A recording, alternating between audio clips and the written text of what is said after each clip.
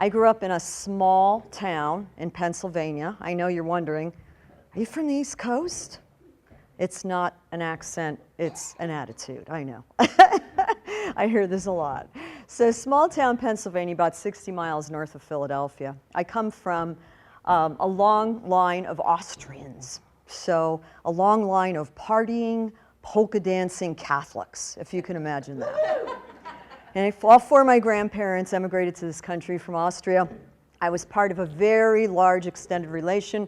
I grew up Catholic. I went to Catholic school the first 8 years of my schooling. I was very good in school. I was very dedicated, let's say, to doing the right things. In fact, I wanted to be a nun until I was about 12 years old, and I figured out that the reason they call them nuns is because they don't get none. And that's about the time puberty kicked in, and I thought, wow, I guess I don't really want to be a nun. But I still kind of dig the black and white, as you can tell. So it's a big part of my wardrobe nowadays. Anyway, I did the right things throughout school. Sang in the church choir, went to Mass every day like a good little Catholic girl, played the organ in church by the time I was 13 years old, got paid to do weddings, the whole 9 yards. I went to high school, at a public high school, and just kind of went with the flow. All I could think about was getting out of school so I could make money. By the time I was 21 years old, I had fallen into the technology industry, okay? It was really happening at the time, and all my parents as blue-collar workers could ever tell me was, don't work in the factory, Patty. Don't work in the factory.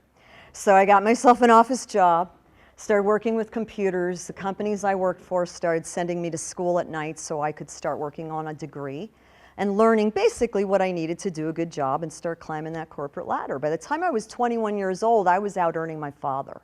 I found myself in my 30s in the software industry, in a high-tech industry. I had a job offer here in Denver, moved here with my boyfriend at the time, who I had met when I was 22, back in the small town in Pennsylvania. And we came here together, and my career really launched. What I found, though, was that I was working in a male-dominated industry as an anomaly, as a woman.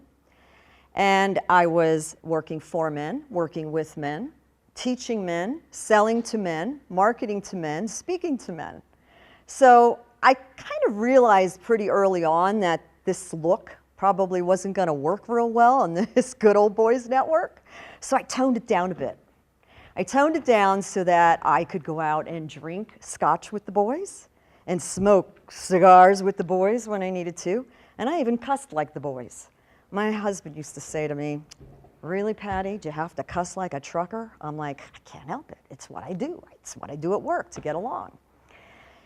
In the end, I ended up with a six-figure career. I put my husband, he became my husband at some point here in Colorado, put him through college, paid off all his school loans, helped him start a business. Oh, I was living the dream. I was living the American dream that basically turned into the American nightmare. At some point, I realized that I was doing all the right things. But what were all the right things? They were the things that my parents expected of me. They were the things that my teachers expected of me. They were the things my employers expected of me. And at this point in time, they were even the things that my husband expected of me, because I had enabled a lifestyle and really created a monster. We lived in unique homes. We drove cool-ass cars. Some of our houses were on television. We took fabulous kick-ass vacations. We were the envy of our friends, threw incredible parties, had a great old time. And I kept wondering, what is wrong here? What is wrong here? Why am I not happy? Why am I not happy? At some point in time, after trying very hard to work on the marriage issues that were in existence, I think it was a codependent relationship that I myself had become a part of and created, I decided it was time to move on, and we parted friends. In that time frame, I had gotten so tired of wearing the pants and making all the hard-ass decisions and being the primary breadwinner that I was trying to find myself a man or two or three that could take this crap off of me, because I'd had enough. Oh, I found some men all right who were buying into my dream, and they nicely helped themselves into my bed as I invited them in, and then into my bank accounts as they cleaned them out. What I learned through the experience, after taking a nosedive into serious depression, where I really encountered a dark night of the soul and came to a point of being suicidal, I had lost my marriage, I had lost my job, I had lost my identity, I had lost all my money, I had lost my homes.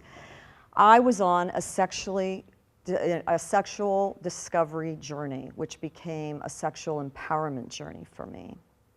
One of the things that I had denied all of my life was my own sexuality. I had operated so strongly out of my masculine energy that I had forgot who I truly was and was on a mission to discover this goddess within.